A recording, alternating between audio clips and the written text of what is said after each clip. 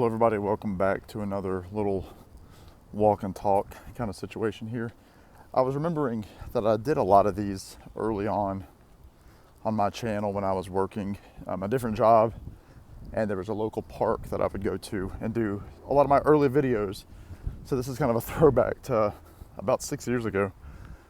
Last night I had the opportunity to go see Mr. Graham Nash, who needs no introduction.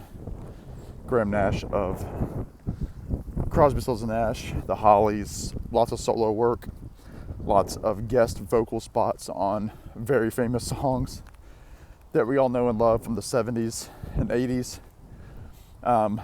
Graham was performing with his band on April the 15th at the Paramount Theater in Charlottesville, Virginia. Now, I have seen Graham in two different formats before. I saw him first in 2014 with my sister, seeing Crosby, Stills and Nash. It was a birthday present that she had given me. And this would have been about 2 or 3 years before they officially and finally broke up for the last time, sadly. So I did get to see Graham with David and Steven. I also saw Graham, I believe it was 2017, where it was him with his guitarist, and they were playing at a small venue called the Harvester Performance Center in Rocky Mount, Virginia. I went there with my mom, saw that show for free. I was actually working at the venue as a music blogger a year or so after college. And so this was my first time actually spending money to see him, which is funny. But anyway, kind of your traditional theater setup. It's a beautiful place.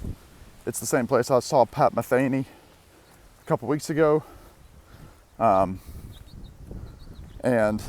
yeah, just a beautiful spot downtown Charlottesville. Old theater, beautiful architecture inside, murals, that kind of thing. So, no opener. Show started early at 7:30, which was kind of nice. I was home fairly early because of being able to get out of the venue and walk to my car. I was expecting it to be a political show. I was correct, considering what we know about Crosby, Stills and Nash, and their involvement with Woodstock and a lot of political campaigns. They were obviously part of the big tour during the Bush administration, where they sang songs like "Let's Impeach the President," and people walked out of their shows. So I think the people that went to the show knew that there was going to be some dialogue, which I appreciated because I was pretty much in agreement with everything that Graham was talking about. And so with that, you got some politically charged songs. He opened the show with Chicago. He sang songs like "Find the Cost of Freedom." He sang his solo song "Military Madness." So, there's just such a long history of Crosby, Stills and Nash and politics. Obviously, they had the song "Ohio" that was in reference to the Kent State massacre during the Vietnam protests. And the crowd that was in attendance was, from what it sounded like, in agreement with everything he was saying. So we didn't get any boos or heckles, which I think if there was anybody there that didn't know about Graham Nash's politics, they obviously are not real fans of Graham. But all to say, how was the music? Music was great. He was there with a 4-piece band. Well, I guess it was 4 of them total. He had drummer, guitarist, and a piano/organ player. And they were all very versatile. One of his guitarists played guitar, sang harmony, played mandolin on the song Marrakesh Express, played bass on a couple of tracks, jumped back and played some drums a few times, and then also played saxophone on a track as well. So, and then the guy who was normally on the drums, he played some killer lead guitar licks on several songs, also provided harmony vocals. And yeah, just a all around fantastic night of music. Obviously, you got the big hits, you got Marrakesh Express, you got Our House, you got Just the Song Before I Go, the fan favorite Teach Your Children, great stuff. He also acknowledged people from his past. He acknowledged that he's been part of great partnerships. He said his favorite partner ever in music was Stephen Stills. So he did a fantastic cover of Love the One You're With, complete with organ solo. It's fantastic. He mentioned the Hollies. So he did a version of Bus Stop, told a great story about meeting the songwriter for Bus Stop and all the songs that he would end up writing for other artists as well, and how Graham and Alan Clark of the Hollies were trying to get some songs out of him, but he said, oh no, I'm giving this one to Herman's Hermits, whoever he was writing songs for. Look Through Any Window, songs like that, and they eventually were able to get Bus Stop, and so he played a great version of Bus Stop. Did his song Winchester Cathedral, which was always a favorite. Live, it always gets a good reaction, kind of a trippy song. He said it was the only song he ever wrote on acid. So told the story of that song, which I've heard the story before at other shows, but yeah, again, just a great song. Definitely a difference from when I saw him in 2017. Obviously, Graham is in his early 80s, and therefore has to take care of himself as somebody in their 80s. So he sat down for the entire show, with the exception of, I think, one song, and played guitar for most tracks, played harmonica on a few tracks, and excuse me, yeah, walked on stage, walked off stage, but sat in a chair. But to match that, everybody else on stage was also sitting, so it didn't seem out of place. It seemed very comfortable. It seemed very relaxed, and yeah, just a fantastic show.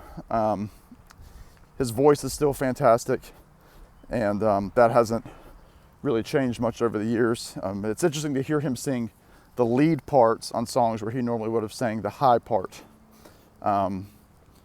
Just, interesting to hear how he has to be the band leader, sing the lead, and not the harmony vocals. Probably the biggest surprise of the whole evening was, as he was encoring several songs, he would stand up, wave, and then instead of just walking off stage, would just sit back down and play another song.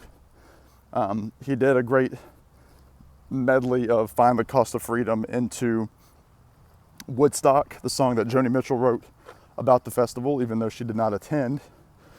Crosby, Stills, and Nash obviously did play there. It was their second gig ever, was Woodstock.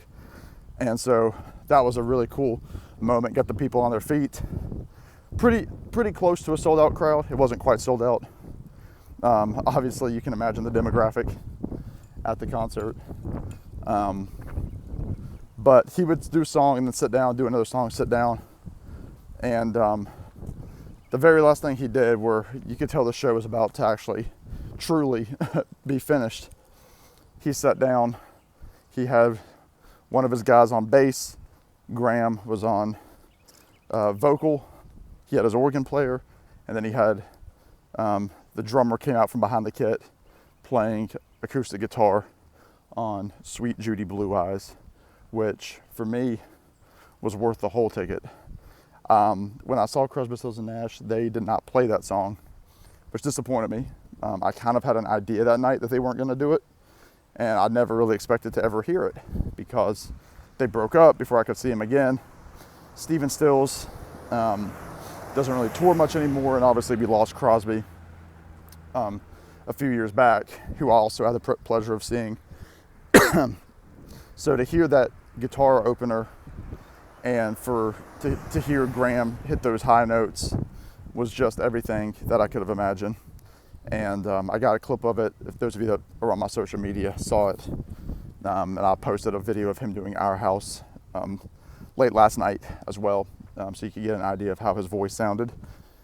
But I will say, and I'll close with this because I don't want this to be too long. My buddy Alex kind of made a he made a video about seeing Bob Dylan a week or so ago. And say what you want about artists who are still playing music in their 80s, late 70s. These artists that, you know, we can look at, the general public might look at as not having the magic that they once had. They still have magic. And sitting there and hearing Sweet Judy Blue Eyes from an 80-plus-year-old Graham Nash in a room full of people dancing and singing, there was magic there. And yeah, I may have teared up a little bit. But anyway, that does it for me. Go see these artists while you can. They're fantastic. And we will talk to you on the next one. Bye now.